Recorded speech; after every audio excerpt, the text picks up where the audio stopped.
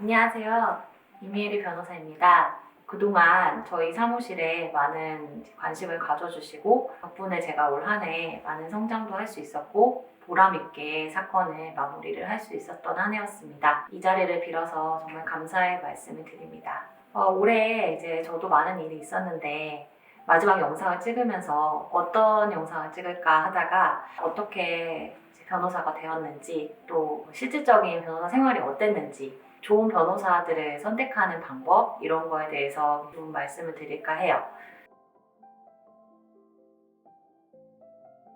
어릴 적부터 변호사가 꿈이었는데 딱히 어떠한 이유가 있었다기보다는 집에서 너는 변호사를 해야 된다 이렇게 해서 지금 여기까지 온 것 같다고 생각이 들어요.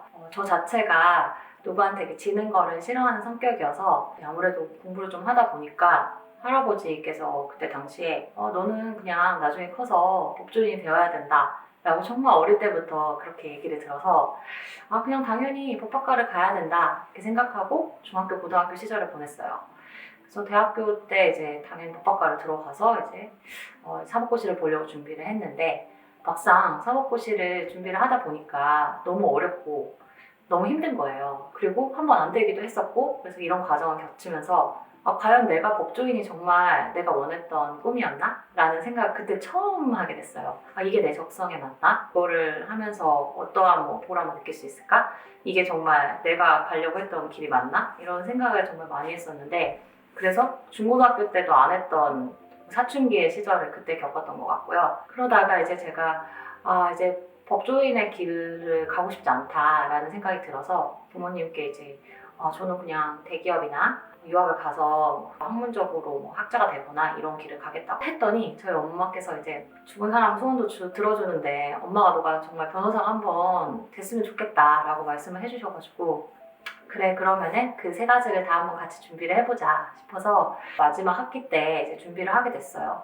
그래서 다행히도 기업에도 이제 원서 넣은 게 합격이 되고 일반 대학원 진학도 가능하게 됐었고 또 로스쿨도 그때 당시 합격을 했었거든요. 그래서 세 가지 중에 어떤 길을 갈까 고민을 하다가 결국 아주 어릴 때부터 그런 꿈을 꾸었기 때문에 결국 로스쿨을 선택해서 지금의 변호사가 되었어요. 대기업에 들어가서 열심히 했는데 어느 순간 이게 변호사가 아니라 어떤 회사의 직원인데 변호사 역할을 하는 그런 것 같은 거예요. 그래서 이게 내가 생각했던 뭔가 변호사로서의 삶은 아니라고 생각이 들었고 그래서 제가 한 10개월 정도 일을 하다가 제 사직서를 냈거든요. 그때 이제 나와서 지금 저희 법인에 이제 총무를 시작하게 되었고 이제 내년이면 딱 10년 차가 됩니다.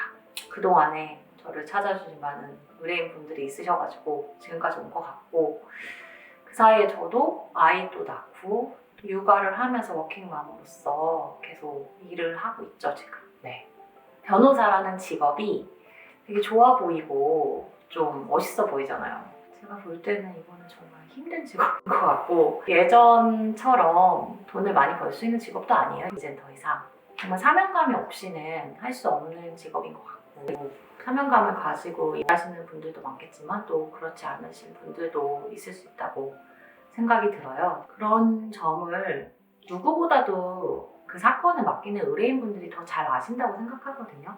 그래서 이제 여러분들을 찾아가서 좀 말씀을 듣고 상담을 받아보시는 게 어떨까 그런 생각이 들어요.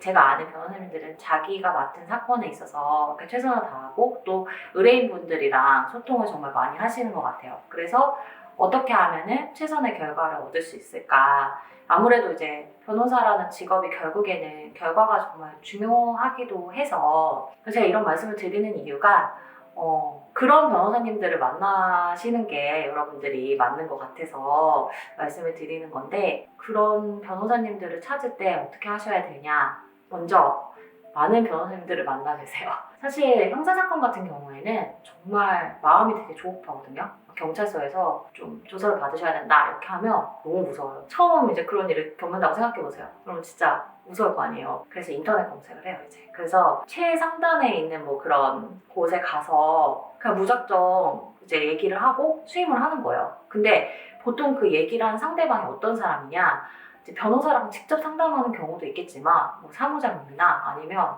실장님 이런 분들이랑 상담을 하고 아 이러면 그렇게 잘 해드릴 수 있다 이렇게 그때는 마음이 급하니까 거기에 이제 현혹 약간 이렇게 돼서 바로 이제 계약을 하시기 마련이거든요. 근데 저는 사실 그거는 정말 비추하는 게 소통을 결국에는 해야 되거든요. 그 분의 사실관계를 모르잖아요, 변호사들은. 그러면은 그거에 대해서 이제 정확히 내 얘기를 들어주고 또 그거를 이제 같이 해결을 해줄 그런 사람을 내가 만나야 되는데 그 중간에 뭐 실장님이나 뭐 사무장님을 만나면 사실 그 전달 과정에서 또 오류가 있거든요. 경찰서에서 소환을 하거나 뭐 이렇게 한다고 해서 당장 가야 되는 게 아니거든요. 그러니까 조금 시간을 갖고 뭐 몇 분이라도 이렇게 좀 상담을 받으시고 좀 진실된 조언을 이제 받을 수 있는 그런 변호사님을 선택하는 그런 과정이 가장 중요하지 않나. 가보시면 아시거든요. 아, 이 분이 정말 잘 해주시겠다. 사건은 끝까지 책임지고 해주시겠다. 왜냐면은 제 인생이 걸린 문제니까. 최소한 그 정도의 이제 수고는 좀 하시는 게 어떨까. 이제 며칠 안 있으면 2024년 새해가 됩니다. 저희 사무실도 그동안 많은 분들이 찾아와 주셨는데 덕분에 저도 이제 좋은 분들을 맞이하기 위해서 좀 새롭게 저희 사무실을 단장하고 있어요. 그래서 아마 1월 달에는 단장한 사무실을 이렇게 보여드릴 수 있을 것 같아요. 그래서 그거는 다음 영상에서 또 찾아뵙도록 할게요. 새해 복 많이 받으세요.